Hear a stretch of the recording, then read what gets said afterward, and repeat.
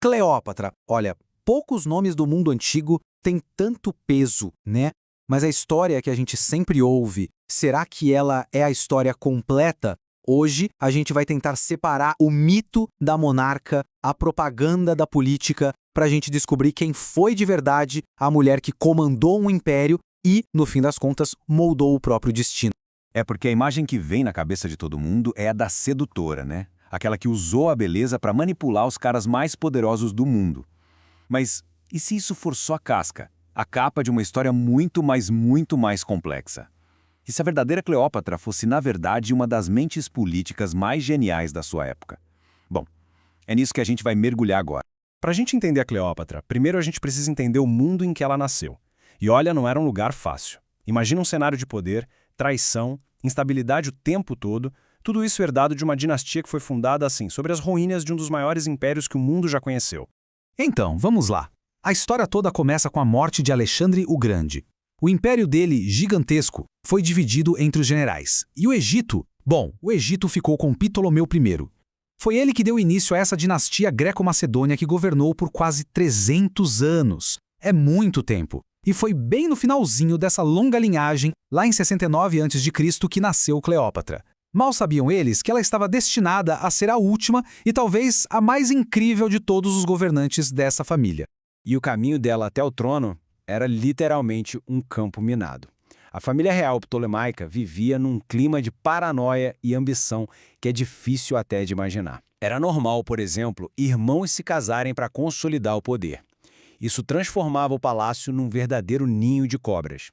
Pensa só, seu irmão era seu marido, mas também seu rival mortal, e estava todo mundo disposto a tudo, inclusive a matar, para garantir o controle total.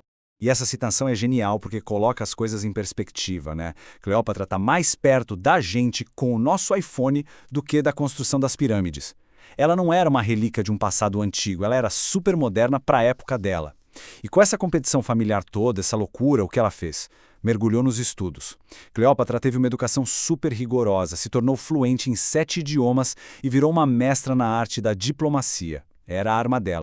E essa habilidade toda de diplomacia, olha, não demorou nada para ser colocada à prova.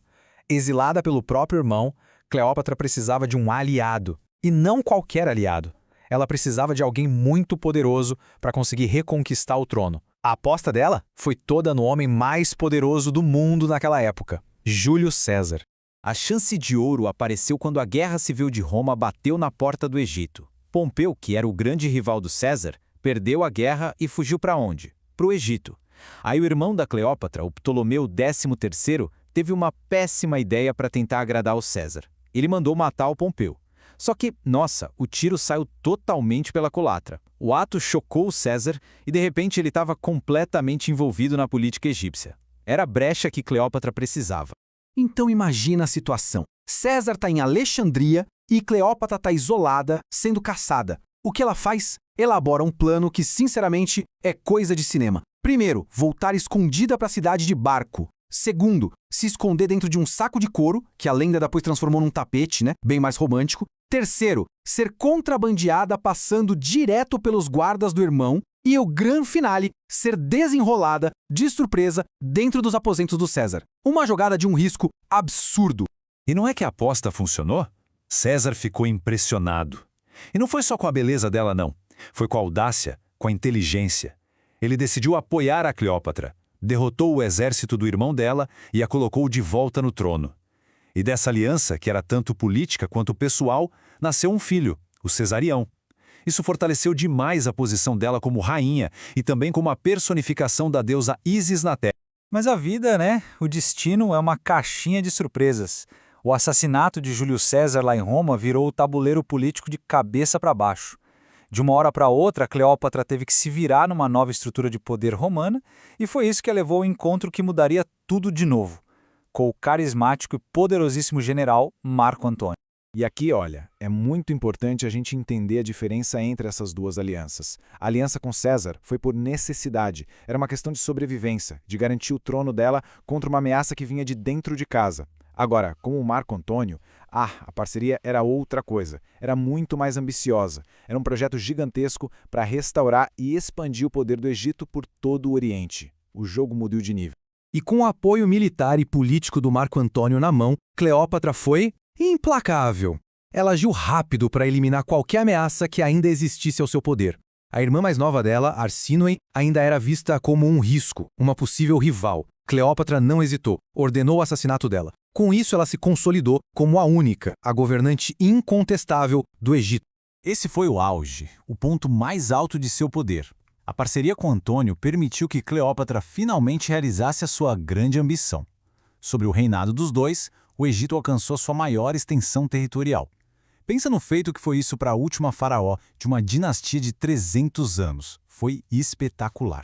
E para celebrar esse poder todo, eles fizeram uma cerimônia espetacular, as doações de Alexandria. E isso, gente, chocou o mundo romano. O Marco Antônio basicamente começou a distribuir territórios romanos para Cleópatra e para os filhos deles. Alexandre Hélios virou rei da Armênia, Cleópatra Selene II, governante da Cirenaica, o pequeno Ptolomeu Filadélfio, rei da Síria, e o golpe final, o mais provocador de todos, ele declarou que Cesarião era o verdadeiro herdeiro de César e deu a Cleópatra o título de Rainha dos Reis.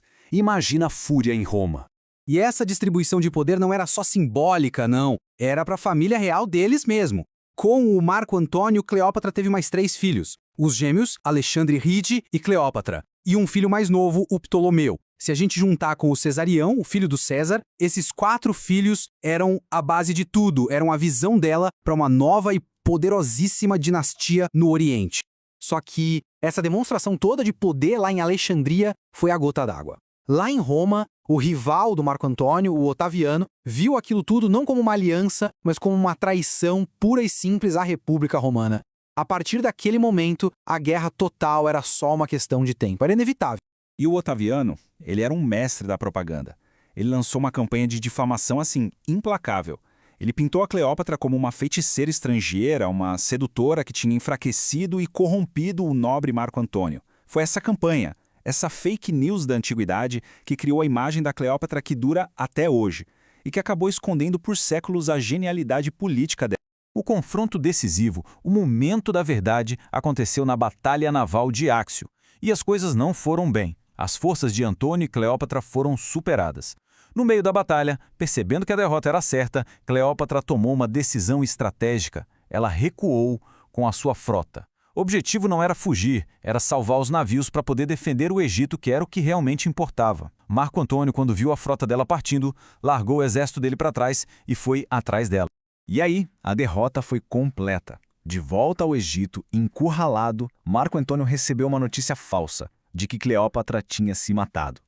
Desesperado, ele cometeu suicídio. E a parte mais trágica da história é que ele morreu nos braços dela, da mulher que ele amava, que na verdade ainda estava viva. Agora, capturada por Otaviano, parecia que tudo estava perdido. Mas Cleópatra ainda tinha uma última carta na manga, uma última jogada. Ela sabia que não podia mais controlar o futuro do Egito, mas ela podia sim, e ela iria, controlar o próprio legado. O plano do Otaviano era a humilhação máxima.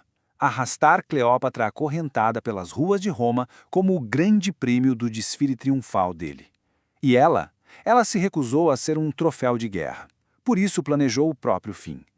O suicídio dela não foi um ato de desespero. Foi o último ato de desafio. Foi a declaração final de uma rainha que se recusou a ser derrotada em seus próprios termos. E aquela dinastia que ela sonhou em construir.